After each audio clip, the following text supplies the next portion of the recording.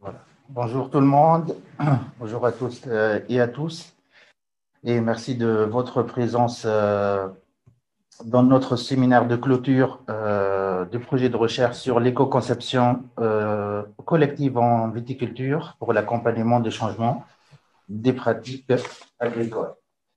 Je vous souhaite tout d'abord une très bonne année 2021, qu'elle soit meilleure et vous apporte plein de projets.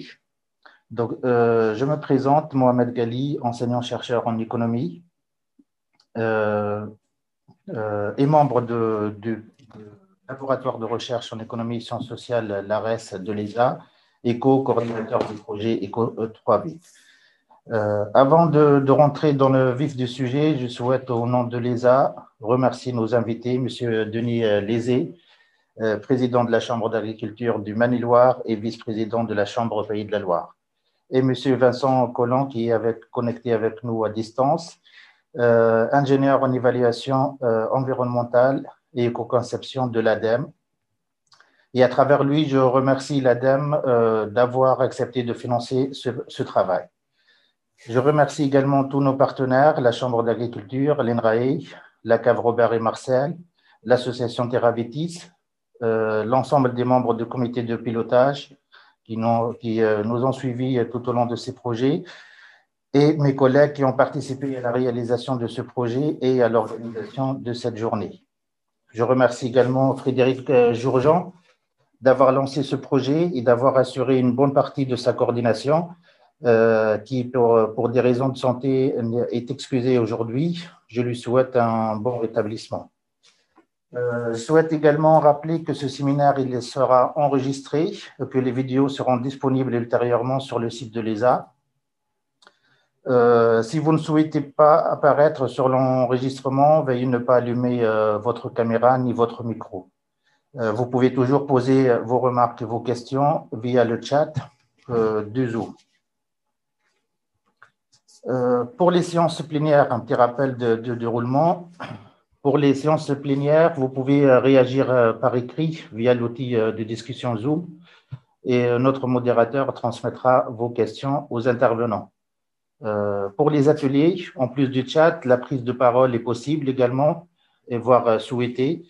Vous pouvez alors vous manifester en levant la petite main de Zoom, et l'animateur vous donnera la parole. À ce moment-là, vous pouvez activer votre micro et votre caméra si vous le souhaitez. Voilà.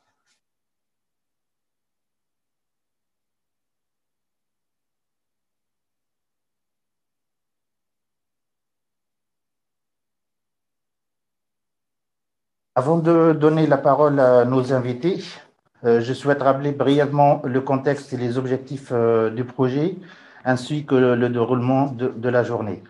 Ce projet, comme son nom l'indique, porte sur l'éco-conception collective en viticulture pour l'accompagnement au changement des pratiques. Je rappelle qu'il est financé par l'ADEME et porté par l'ESA. La particularité de ce projet est qu'il est conduit en interdisciplinarité, en associant à la fois des partenaires scientifiques de disciplines techniques, à l'ESA par son laboratoire GRAB et l'INRAE, des disciplines économiques et sociologiques à travers les chercheurs de l'ARES et des partenaires de l'expérimentation du développement à travers les partenaires de la Chambre d'agriculture et des entreprises et organisations viticoles à travers la participation de la cave Robert et Marcel et l'association Terravitis. Ce projet il a été déposé à l'appel à projet en 2016, l'appel à projet graines de l'ADEME en 2016 et a commencé réellement début juin pour une durée de 36 mois. Il se termine aujourd'hui à cause notamment de la crise sanitaire qui nous a permis, qui a fait reporter un peu de temps le projet. Alors, un petit mot sur le contexte et objectifs. Ce travail est né dans un contexte où les filières agricoles, d'une manière générale, et en particulier viticoles, sont à l'origine de plusieurs dégradations environnementales, mais aussi elles sont victimes de ces effets négatifs causés sur l'environnement. Le contexte est également marqué par la confrontation des filières agricoles aux enjeux de compétitivité économique, d'augmentation des exigences en matière de qualité de produits et de l'amélioration de l'environnement. Pour répondre à ces enjeux, nous avons remarqué qu'il y a des solutions techniques qui ont déjà émergé, mais souvent ne répondent pas aux attentes des viticulteurs, notamment à cause des inquiétudes vis-à-vis de leur impact économique sur les vignobles, ou bien parce que ces solutions ne sont pas adaptées au contexte pédoclimatique. Ces éléments ont rendu l'adoption et la diffusion des nouvelles pratiques environnementales encore plus difficiles. C'est pourquoi il est devenu nécessaire d'identifier et de développer ensemble, et par ensemble on veut dire viticulteurs, professionnels de la filière viticole et chercheurs, des solutions techniques qui répondent aux demandes réelles de la profession viticole. Et c'est dans ce contexte que le projet Eco3Vic a vu le jour avec des objectifs de développer une démarche d'éco-conception participative pour accompagner les changements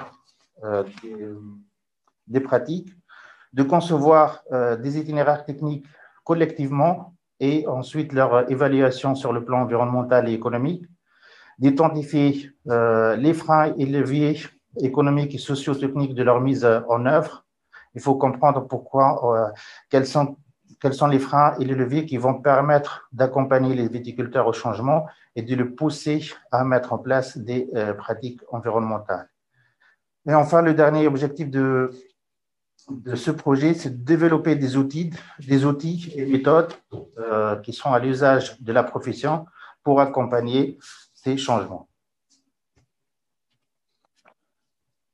Alors, le projet s'est articulé autour de 4 principaux lots. Chacun est coordonné par un partenaire de projet ou en binôme.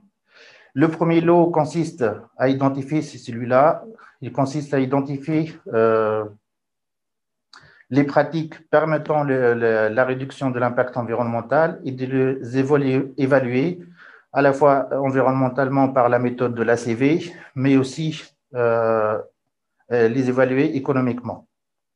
Ce lot, il a permis d'établir une base de données de pratiques agricoles amélioratrices de l'environnement, au sens de l'ACV, bien sûr, et ensuite de compléter cette analyse ACV par une évaluation économique qui a permis d'associer à chaque pratique les effets en termes de coûts de production et de marge brute.